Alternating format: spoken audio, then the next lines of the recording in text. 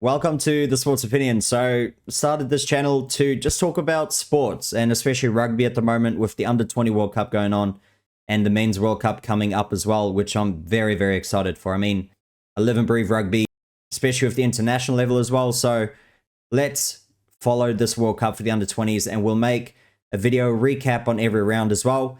I'll also tell you guys which players to look out for and also who played a very good game, just in my opinion. So, I didn't agree with maybe all the man of the matches, but some of the players I've seen put in a lot of work, I'll also shout out as well. So, and we'll do a preview for the next round.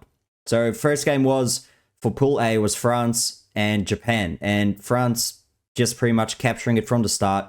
Even at halftime, I think they were already on 35 points. So, the game was already pretty much sealed at halftime, and you know a lot of changes are made and a whole different play. So, plain stats, you can see that the main thing that killed it for Japan was just the missed tackles. I mean, 66 missed tackles.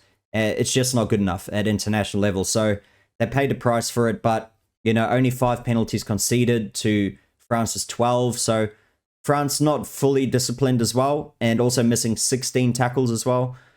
And possession, only 51-49, so 51%.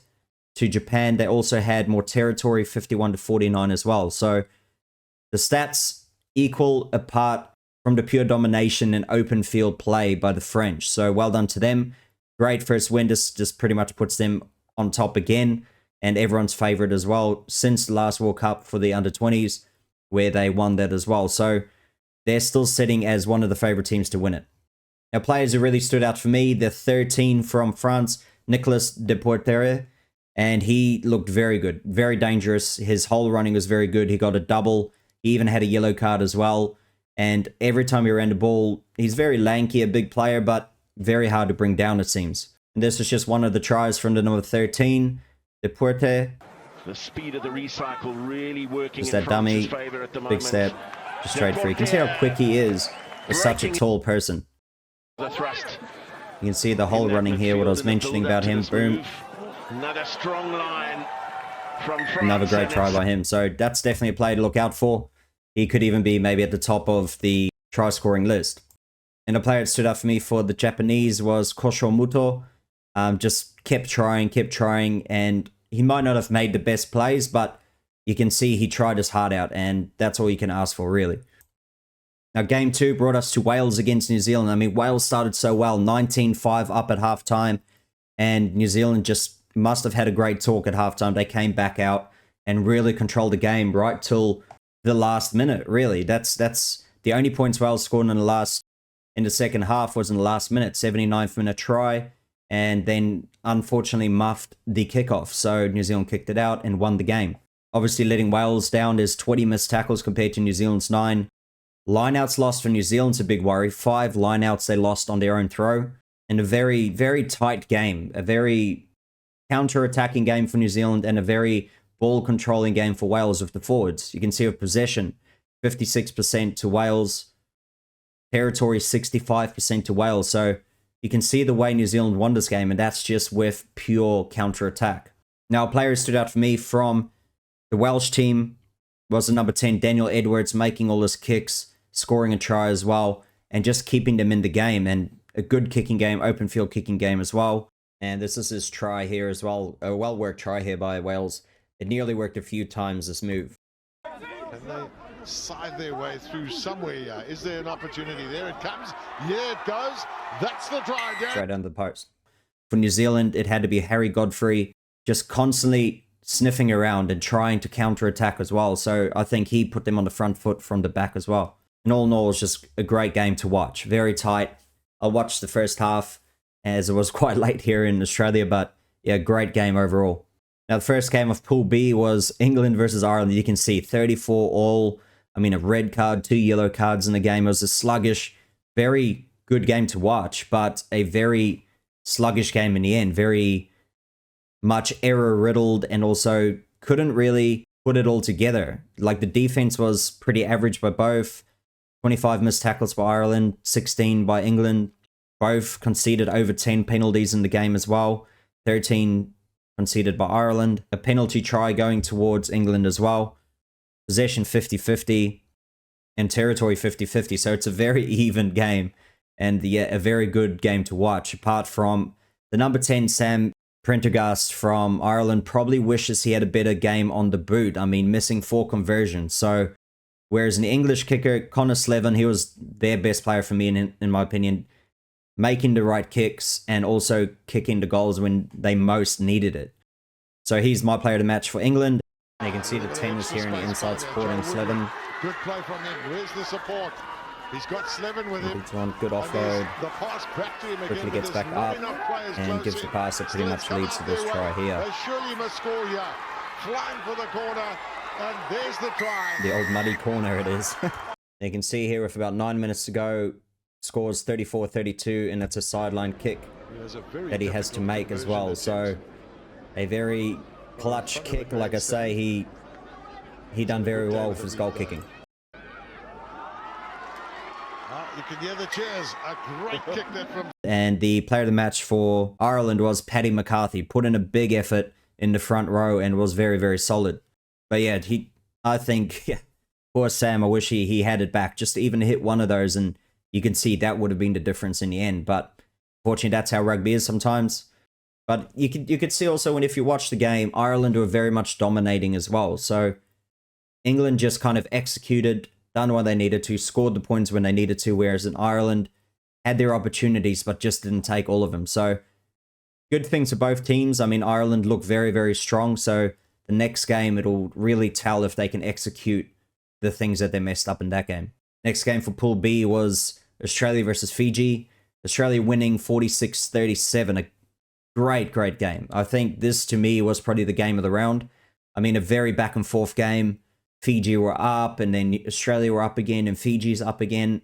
And just right at the end, you can see that Australia pulled away. With 10 minutes to go, Darby Lancaster down the left wing, pretty much nearly from the kickoff, and no one was back. So scoring down pretty much under the post, given to 7 points. And here's that try there. So you can see 68th minute, Australia down to 14 men, just outside their own 22. Fiji cleaned off the ball. Beautiful pass from Bowen. And it's you can see there was just no fullback back or anything. Putting them up 43-37, 10 minutes to go. And then a penalty right at the end to push it just out of that 7-point bonus point. So Fiji gets 1 for 4 more tries, and Australia get the extra bonus point as well. You can see both teams just beating defenders, very attacking football. So it's very good to see. The only thing obviously killing Fiji in this one is their set pieces. Their lineouts and scrums were not very solid. I mean, losing 3 against their throw and also losing a scrum as well. Australia giving up 11 penalties compared to Fiji's 5, so that's something to look at as well. You can see possession, 55% Australia and 56% territory. So Australia looked very good in patches, but so did Fiji. So I think Fiji could upset maybe a team in this World Cup. I mean, they were very close to doing it against Australia if they took their chances. But yeah, very good game to watch. Players that stood out for me was the number 3 from Australia, Nick Bloomfield. Played some big minutes in the front row and was a very, very solid, yet again, with his running, his defense, and also the scrummaging as well. And how good is it always to see a prop score a try? So here's his try. A bit lucky, but hey, as a prop, you'd always take it, I guess. A great offload there. There he is. Nick picks it up, finds his way to the line. Now, the stand-up for me for Fiji was Isaiah Ravula, Very solid. I mean, an attack, good passing, good kicking, and he made every goal kick he attempted as well. His boot just constantly keeping them in the game with a penalty here, a penalty there, and also every conversion as well. So it's kind of sad to see them lose in the end. I was kind of hoping they would win, even though I project Australia will be in the final as well. But yeah, very, very good game by Fiji. But, you know, hats off to Australia for pulling it out. Pool C, first game, Argentina and Italy, 43-15. I think the scoreline doesn't fully reflect the game.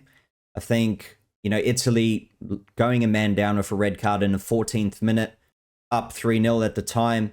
And then, you know, obviously a front rower as well, so losing a front rower. And then scoring a try, pushing them up 8-0. And then it was just pretty much one-way traffic from there. So Argentina looked very good counter-attacking. They looked very solid in the forwards as well. Scrums are solid. Lineouts were okay. But just conceding a lot of penalties, kind of like they do as well in the senior grade as well. Just conceding penalties when they shouldn't. And that kind of made it look a little bit better than it was. If they don't concede those penalties, I think they win it by even more. 59% possession to Argentina and also 59% territory. Now, number 5, Efrain Elias. Very, very good game from Argentina, scoring a try as well. But just very solid, good lineouts, and, good scrummaging as well. So, well done to him. And here's his try here as well. They're so close to the line now. Just a sneaky little snipe. So the ref sent it upstairs, they checked it, and he just got it on the line. So, good little snipe there. I mean, Italy kept pushing him back every single time, even with the man down, but yeah, ended up getting through in the end. Whereas for Italy, the number 9, Sebastian Battara, just constantly sniping around the rucks and also good passing as well. So well done to him. But yeah, just that red card derailed that game for Italy, unfortunately. South Africa versus Georgia. All right, so, I was born in South Africa, so I support South Africa. But yeah, they looked very, very average in this game. But that's not to knock Georgia because, Georgia in the lead up to the World Cup beat England. So to keep it this close, it's not a big surprise to me. I think for a lot of people it might be. They expect South Africa always to smash Georgia. But Georgia's team is very, very good. And I believe even at the Men's World Cup as well, they could upset a team or two. So they're getting better and better. And that's why I believe they should make it either the 7 nations where they include Georgia and then maybe do the bottom team plays off maybe a home and away game or something against the winner of the B division for the Europe competition. So a team like Romania or Spain or something like that. But, hopefully they can do that in the future because I believe Georgia now, as is, probably beats Italy. As you can see here, the under-20 side is also getting stronger and stronger. Now, South Africa missing 21 tackles compared to Georgia's 11. Both teams losing a line-out or 2. Both teams conceding 11 penalties. Possession in Georgia's favor, 52%. And territory, 53% to South Africa. So, a very even game when you look at the stats. And South Africa just kind of got a couple lucky tries right at the end there. One of the players taking it in for Georgia and it just pops out of the ruck. And South Africa's number 12, Ethan Hooker, picks it up, does a dummy and scores the try. So just pushing them out that little bit more and kind of sealing the game with 8 minutes to go. You can see here, this is that try that pretty much sealed the game. He takes it in there, it pops out somewhere along here. It pops up somewhere here. And he picks it up, boom, dummies, straight through. They're very, very good signs for Georgia. I'm very, very impressed. I'm glad that they're doing so well. Another country finally doing well as well. And yeah, I'm telling you, they could be the dark horse of this competition. If they can pull off the upset against Argentina next round, they might be on their way to the quarterfinals. So, player of the matches for each team. I think South Africa's number 12, Ethan Hooker. Just topped it off with that try at the end, but I'm very solid in defense, good ball running, good strength as well. And the standout, of course, had to be Lasha Chikstavi from Georgia. Just great game and also scored a try as well. Very, very solid up front and great running, great defense. You can see here what I mean by strong running. Unable to work the ball to ground, but not quite over the line. Good body position, gets low and hard. He'll definitely be, in my opinion, a Georgian men's international player one day as well. But that's the wrap up there. You can see the standing here. France first and New Zealand. Wales with 2 points, bonus points. The 4 tries and also within 7 points. Australia with 5, Ireland 3, England 3. And Fiji's not out of it. They pulled the upset off next round against England, I believe it is. Then, they could do it. Then they're Argentina with 5 points, South Africa 4, Georgia, unfortunately not getting the bonus point, which I believe they deserved. Now, next round, you can see Australia versus Ireland. Great game. I think the way the teams played that first game, I believe Ireland just edges it out if they can make the most of the opportunities. France, New Zealand. What a big game. Talk about the heavyweights of the under-20s. I think France edges New Zealand with the way they played in that first game with their big bruising forwards. Wales, Japan. Wales pulls it off by 10 to 20 points. South Africa versus Italy. South Africa winning here, in my opinion. Argentina, Georgia. Now, this is maybe the game of the round. This can decide who gets that next spot. I nearly think Georgia pulls the upset off here in a very, very tight game. England, Fiji. I think this will be tighter than a lot of people think. I think England wins, but maybe within 7 points. So a few games to look out for, and yeah, very excited. This could pretty much tell which teams will be going through to the next round. So interesting to see, and hopefully you did like the video. If you did like the video, please leave a like, comment as well. Let me know who you think might win, or who do you think will win the World Cup, and subscribe to see the next round's recap and preview as well. Thank you for watching.